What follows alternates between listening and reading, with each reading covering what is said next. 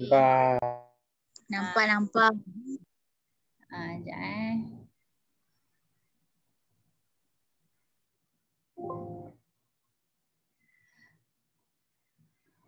Okey, so kita sambung yang hari tu.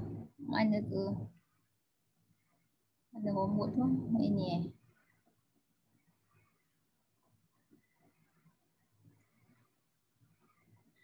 Okey. Yang soalan ni cikgu lupa nak bagi tahu jisim kan. Kamu dah buat ke belum? Dah. Okey, ni jisim dia 2 kg jisim kotak ni. Okey, kejap.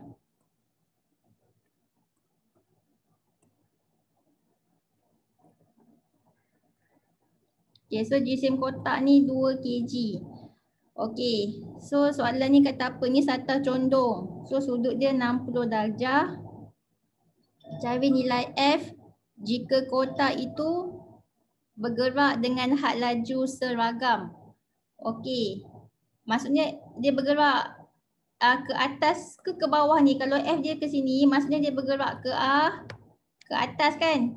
Okay, dia bergerak ke atas. Okay, so dia suruh cari F. Lepas tu dia kata had laju dia seragam. Kalau had laju kotak ni seragam, maksudnya dia mengalami apa ni? Siapa tahu dia mengalami apa ni? Keseimbangan daya. Ya, dia mengalami keseimbangan daya. Maksudnya daya yang ke kanan ni sama dengan daya yang ke kiri ni. Yang ke kiri ni daya apa sebenarnya? Kalau kotak ni bergerak ke atas, kotak ni bergerak ke kanan. So yang ke kiri ni daya yang menentang ni siapa tahu daya apa? Daya geseran. Ya, namanya daya geseran. Okey, daya geseran. Okey, so sebelum ni yang cikgu ajar satah condong ni, cikgu suruh cari yang ni kan, yang Fx ni kan. So dalam kes ni, Fx ni lah dia punya daya geseran. Okey, so kamu nak kena cari Fx. So cikgu dah ajar kan cara nak cari Fx. Fx, macam cikgu ajar dulu. Macam mana ke? Ingat ke? Kamu ingat ke yang tu Fx? Ingat. Okey. So kat sini kotak ni 2 kg. So dia punya berat dia ni berat dia berapa? Kalau kotak ni 2 kg, berat dia adalah respon 20 N. Okay. 20 N 20 Newton. Okey, so kat sini 20 Newton. Okey. So ni Fx, ni Fx. Jadi kalau ni Fx, kamu kena tengok dia secara sengit. So yang Fx ni dia punya Fy dia. Okey. Jadi so cikgu buat ni sekejap. Ni. Okey. Ni berat dia 20 Newton. Okey, so kalau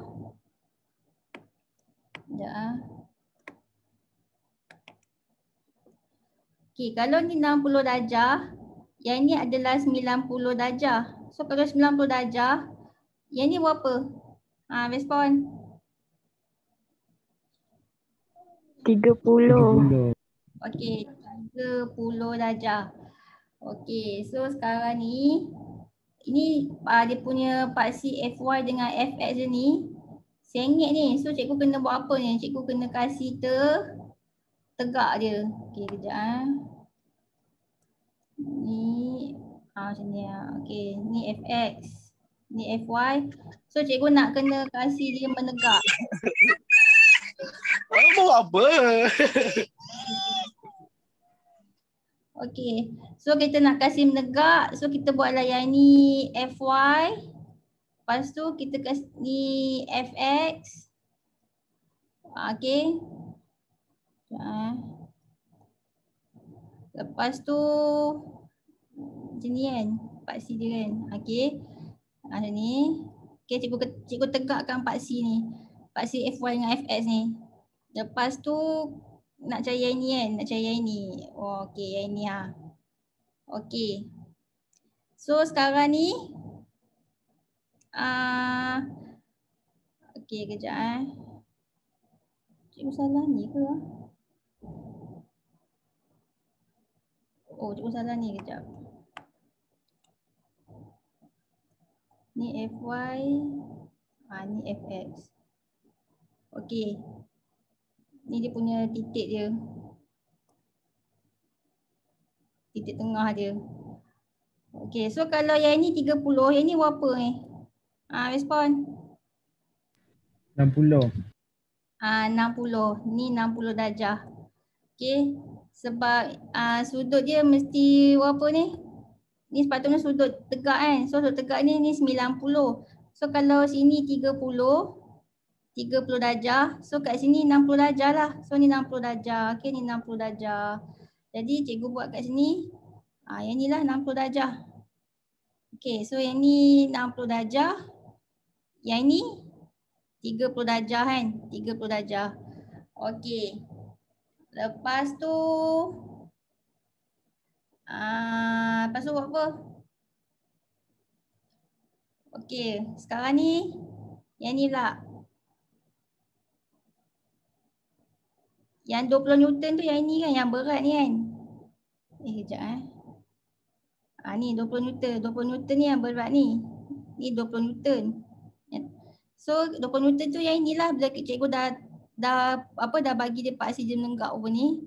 So ni FY, ni FX. So dia punya yang inilah dia punya 20 Newton je. Okey. Kamu ingat tak benda ni? Ingat. Okey. So dah ada ni 20 Newton. Kamu nak cari FX, ni FX je. Yang ni sudut, yang ni apa? Yang ni dia 30 darjah kan, 30 darjah. So kita boleh buat ni segi 3. Okey, kita boleh buat ni segi 3 sudut tegak. Betul tak? Kamu nak buat kat sini pun boleh. Ataupun kamu nak buat dekat, kamu nak cari FX tu yang kat sini pun boleh juga. Samalah atas dengan bawah ni, samalah. So nak cari efek kat sini pun boleh juga. Kalau nak cari yang sini, kamu kena ambil sudut yang ni sudut yang 60 darjah ni. Faham ke? Faham. Okey. Kamu nak ambil yang mana ni? Sudut 30 ke 60? Kalau nak ambil 60, efek dia kat sini. Kalau nak ambil 30 darjah punya sudut ni, efek dia yang sini So ni kamu kena buat segi 3 kat sini. Kamu nak yang mana ni? 30 ke 60? 60. Nak 60. Okey, kalau nak 60, kamu ambil 60 darjah ni. So efek saya yang ni lah. Okey. So kamu buatlah garis dia melintang sama macam atas ni kan. Melintang sama dengan atas ni. So tu efek dia. Okey, so ni dah sudut tegak dia. Okey. So sekarang ni kita ada FX, kita ada 20 Newton. Kita ada sudut 60 darjah. Ni nak pakai sin ke cos ke tan? Respon. Sin. So tan kata macam mana tan? Tan dia sebelah sudut per dengan bukan hipotenus Tan tentang bersebelah. Ya, kalau tan ni sudut macam ni kan. Bertentangan per dengan bersebelah. Ni bertentangan per dengan bersebelah. Mana bersebelah dia? Kalau ni bertentangan, FX, ni sebelah dia. Kita mana ada info kat sini? Kita tak pakai tan, kita pakai apa ni? Sin. Ya, kita pakai sin kan? Kita pakai sin. Kalau pakai sin, bertentangan sudut per dengan hipotenus. Okey, ni sudut tegak. Hipotenus yang mana? Respon. Mana hipotenus dia? 20N. 20N. 20N ni hipotenus Okey, ni hipotenus. Ni adalah hipotenus. Bertentangan dengan sudut tegak Okey, so nak cari sin. Sin bertentangan sudut per dengan hipotenus. So bertentangan sudut dengan 60 darjah ni adalah FX. So FX per dengan hipotenus 20 Newton sama dengan sin 60 darjah. Okey. Faham tak yang ini? Faham ke? Faham. Okey, faham. So kita bolehlah cari Fx. Okey, cuba cari Fx berapa? 20 Newton darab dengan sin 60 darjah. Berapa? 17.32. Kedua. Okey, so kamu dapat 20 darab sin 60. So kamu akan dapat 17.32 Newton. Okey, so Fx dia adalah 17.32 Newton. Ni Fx ni. Dah dapat kan? So ni lah Fx ni. Kalau kat satu condong ni lah Fx dia. Iaitu 17.32 Newton. Okey. Setakat ni dapat ke? Boleh? Alright. Boleh. Dapat. Okey, dapat. Okey, sekarang ni dalam soalan kata kotak ni bergerak dengan had laju seragam. Kalau had laju seragam, maksudnya daya yang ke kanan ni, F ni sama dengan yang kiri ni. So tadi kamu dah dapat dah Fx dia 17.32 Newton. So 17.32 ni lah dia punya daya geseran. Boleh? So ni lah 17.32 ni lah daya geseran dia. So dia mengalami keseimbangan daya. Jadi kanan sama dengan kiri. So kalau kiri dia 17.32 Newton, so kanan dia berapa? 17.32 juga. 17.32 Newton juga. So kamu dapatlah cari nilai force F dia 17.32 Newton juga. So itulah jawapannya. Faham ke? Faham. Okay. Faham. Okay, faham. Okay, good. Okay, next. Dah habis yang ni, kita pergi mana pula? Kita pergi. Okay, ni.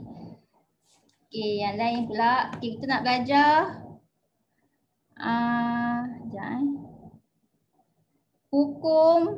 Kita nak belajar ni pula. Hukum Newton ketiga. Okay, siapa ingat hukum Newton pertama tentang apa? Respon. Malaysia. Okay, hukum Newton pertama. Kalau hukum Newton pertama dia tentang inersia. Okay, tu hukum Newton yang pertama. Kalau hukum Newton kedua tentang apa? Siapa ingat? Dia tentang formula apa sebenarnya?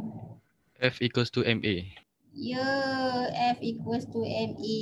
Tu hukum Newton kedua. Okay, so hari ni kita nak belajar hukum Newton ketiga. Okay, so apa hukum Newton ketiga cakap? Hukum Newton ketiga. Kalau ada not ni kamu salin lah kat situ. Okay, dia kata jika terdapat daya bertindak pada suatu objek, okey, maka terdapat satu daya tindak balas. Satu daya tindak balas yang sama magnitude, tetapi bertentangan arah. Okey. So hukum Newton ketiga ni dia samalah, dia maksudnya apa ni? Kalau terdapat daya bertindak pada satu objek, maka terdapatlah daya tindak balas yang sama magnitude tetapi bertentangan arah. So dia sama macam ni lah keseimbangan daya tu. Okey, daya yang ke bawah sama dengan daya ke atas, daya yang ke kanan sama dengan daya ke kiri, sama magnitude. So itu adalah hukum Newton ketiga. So keseimbangan daya ni adalah hukum Newton yang ketiga. Faham ke? Faham. Faham. So hukum Newton ketiga ni adalah keseimbangan daya dia seimbang. Atas seimbang dengan bawah, kanan seimbang dengan kiri. Okey, contoh dia macam ni. Contohnya mana? Sekejap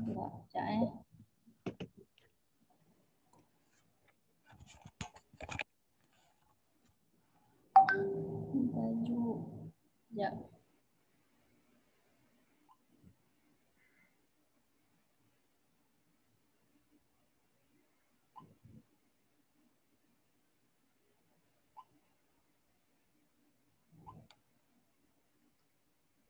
Keseimbangan daya.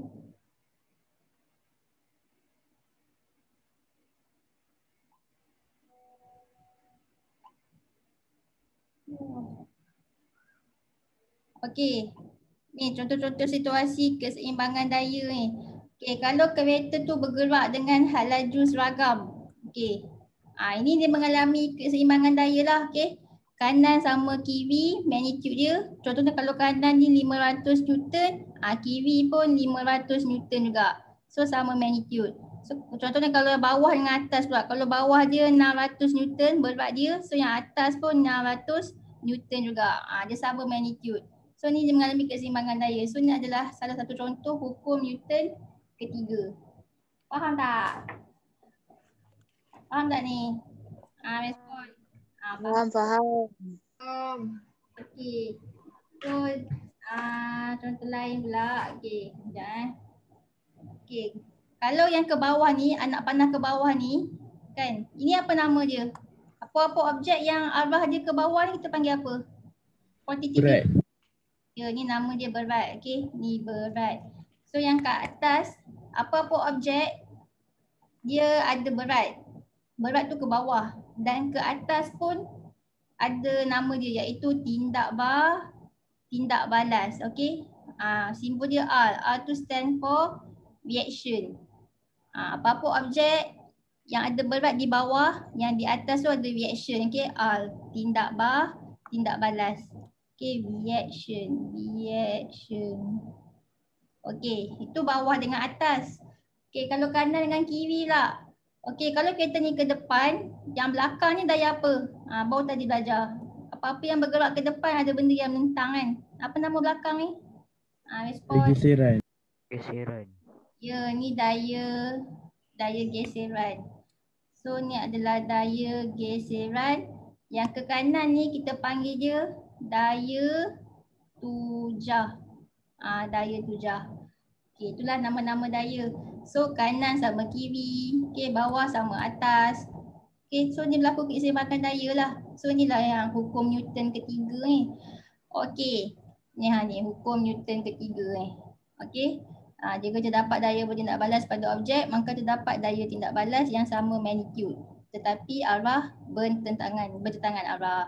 Okey, contohnya objek yang pegun di atas meja. So objek ni ada berat. So bila ada berat, apa-apa objek yang ada berat mesti ada reaction iaitu tindak balas. So kat sini dia magnitude dia sama. Bila magnitude dia sama, dia seimbang lah. Sebab tu buku ni dalam keadaan apa ni? Dalam keadaan pegun. Okey, apa-apa objek yang berada dalam keadaan pegun ataupun yang berada dalam keadaan had laju seragam, dia mengalami keseimbangan daya. Faham ke ni? Faham? Okey, next kapal terbang pula. Bawah ni apa? Respon. Berat. Okey, ni berat. So kalau ni berat, atas dia apa? Kapal terbang. Okey, kalau kapal terbang ni tindak balas dia tindak balas juga tapi disebabkan dia kapal terbang, so nama dia daya angkat. Ni kamu tak belajar lagi ni. Ni tajuk tekanan. Nanti belajarlah daya angkat ni. Okey, so daya angkat sama dengan berat, sama magnitude. Okey, sama magnitude. Atas sama dengan bawah, kanan sama dengan kiri. So kanan ni dia ke depan. So ke depan ni kita panggil daya tujah. Yang ke belakang ni daya apa? Respon. Seretan. Oh, seretan daya geseran pun boleh, seretan pun boleh juga. Seret mana kamu dapat perkataan tu? Seretan. Dalam buku siapa yang sebut seretan tadi tu? Hello. Siapa yang sebut seretan tadi tu? Aku dengar ke cikgu sebut ni? Dengar ke cikgu cakap ni? Siapa sebut seretan? Suhai tadi. Ada Haji. Suhail lah. Mana dapat kat Tak tahu. dapat daripada buku Saya pernah terbaca pasal benda ni. Buku Ya. lama. Tak apa, seretan pun boleh juga Seretan, daya geseran samalah. Okey. Tu kapal terbang. Okey, next. Kalau kapal terapung di permukaan air pun apa-apa yang terapung pun bawah dia sama dengan atas. Macam tadi kan, kapal terbang ni dia kata bergerak dengan apa tadi? Dia punya keyword dia had laju seragam. So had laju seragam dia mengalami keseimbangan daya lah. Kanan sama dengan kiri. Okey, lepas tu dia kata ketinggian dia pun tetap. Dia tetap, dia tak adalah sekejap ke atas, sekejap ke bawah tak Dia statik je kan, dia pegun, dia bergerak had laju seragam tapi ketinggian dia tetap dia tak adalah ke atas ke bawah kan. Sebab tu daya angkat dia sama dengan berat. Okey, magnitude dia sama. So keseimbangan daya lah. So inilah hukum Newton ketiga. Okey, sama juga kalau kapal terapung di permukaan air. Dia terapung je kan, dia tak ada pergi atas dia tak ada nak menyelam ke apa ke. Dia terapung je. So sama juga, bawah dia berat. So magnitude berat ni sama dengan atas dia. Atas dia kita panggil, kalau kapal terbang kita panggil daya angkat. Kalau kapal kita panggil, siapa tahu daya apa? Daya apungan. Ya, daya apungan. Daya apa? So daya apungan sama dengan berat. Magnitude dia sama. So keseimbangan daya lah. Okay, next. Kalau belon pula. Belon ni, bawah ni pun sama berat. So dia terapung je kan, dia terapung je. Terapung statik macam tu kan. Dia tak ke atas, ke bawah. Terapung je. So berat dia sama dengan yang atas ni. Atas ni pun nama dia daya apungan. Okay, daya apungan. Okay, next. Kalau objek yang bergantung pada tali pun dia tergantung. Bila tergantung pun dia pegun. Dia statik, tergantung. So sama juga, bawah sama dengan atas. Bawah ni apa? Respon. Berat. Bawah ni berat Bawah ni berat. So tali yang atas ni, apa-apa tali yang gantung ke objek, dia ada nama dia ketegangan tali. Ketegangan tali. Dia tegang. So dalam English word dia panggil dia tension. Tension, tegang. So simbol dia T. So apa-apa tali dia ada T dia T tu tension. Okay, tension ataupun bahasa Melayu dia tegangan tali. So tegangan dia sama dengan berat. Sebab tu objek tu tergantung pegun. Boleh? Faham ke ni? Boleh? Faham. So kalau ni pula satas condong ni pula baru tadi kan. So kalau objek tu pegun, yang kalau dia pegun, so kanan ni sama dengan kiri lah. Maksudnya kalau ni daya, ni sama dengan kiri dia daya geseran. Nilai dia sama. Bila nilai dia sama, dia pegun. Kosong. Okey. Kalau dia had laju tetap pun, sama juga. Kanan dengan kiri dia sama. Kalau pegun pun kanan dengan kiri dia sama. Kalau pegun, kalau pegun dia seimbang lah kan. Kanan dengan kiri sama, atas dengan bawah dengan atas pun sama, kanan pun sama dengan kiri dia juga. Okey, so kalau kanan ni F, so yang ni apa? Daya geseran dia. Samalah. Okey. Faham ke ni? Faham. Faham. So ni keseimbangan daya. Okey. Kalau keluar soalan macam ni pula. Apa sekejap contohnya soalan ni.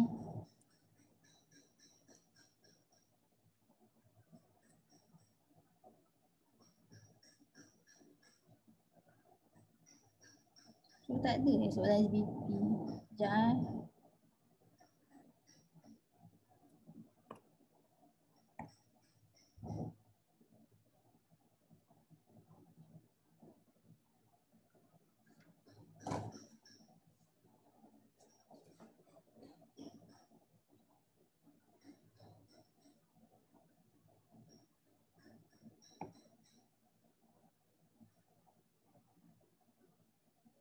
nak bagi contoh soalan.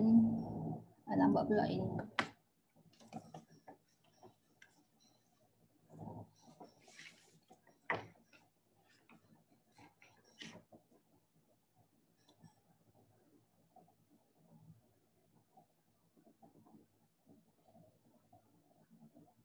Lambat dah buka. Oh.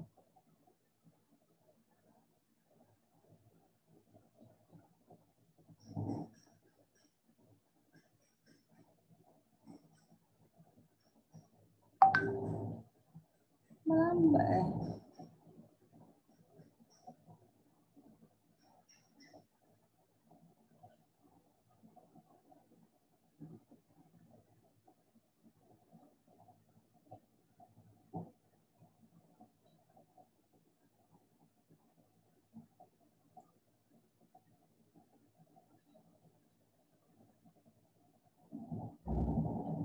Oh ni ada sekejap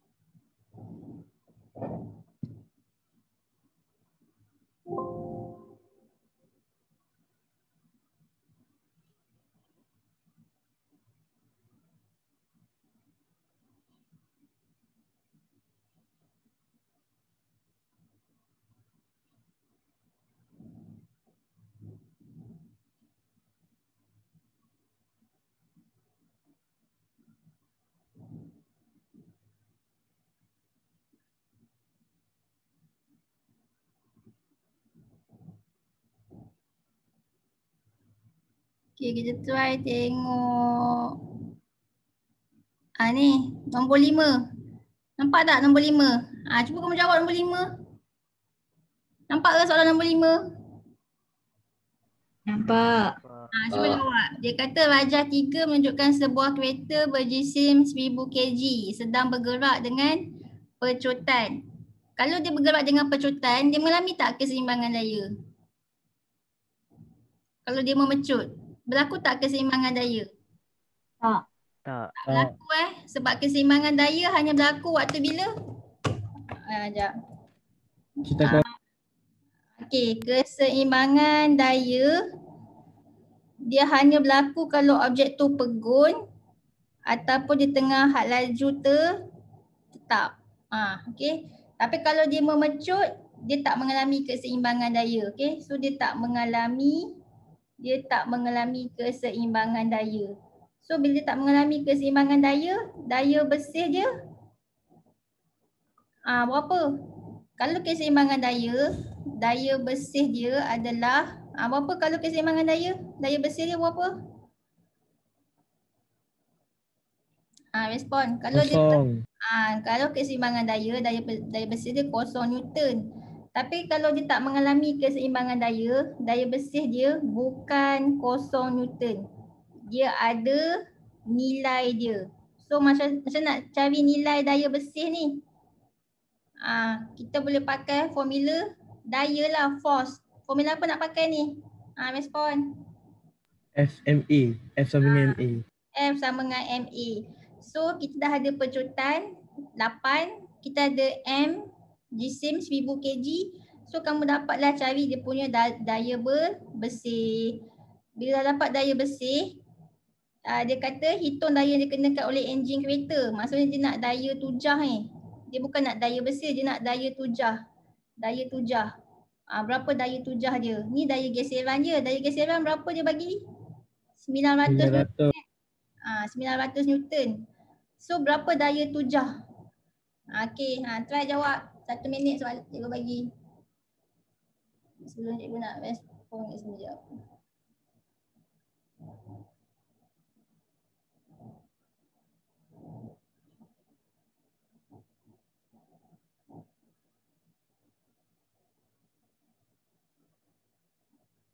Dah siap dah.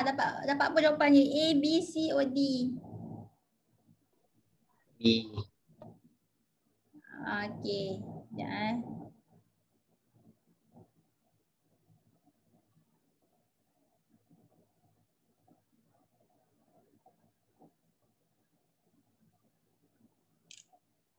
Okey. So okey, kamu dah dapat dah F sama dengan MA ni, daya bersih dia berapa ni? Kamu dapat berapa daya bersih dia? F sama dengan MA. So daya bersih dia F kan, kamu nak cari daya bersih dia F. So M 1000, A dia 8. So kamu dapat 8,000 Newton. So ni adalah daya bersih dia. So berapa daya tujah ke depan? So daya tujah ke depan ni kan, daya tujah ni. Berapa ni? So daya tujah ni tolak dengan daya geseran, dia akan dapat daya bersih 8,000 Newton. So berapa tolak daya geseran dapat daya bersih dia 8,000 Newton. So kamu buat apa ni?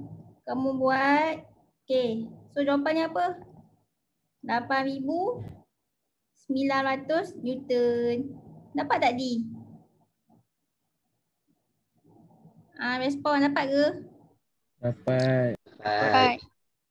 Macam tu lah. Okay, soalan keseimbangan daya macam ni lah. Okay, so keyword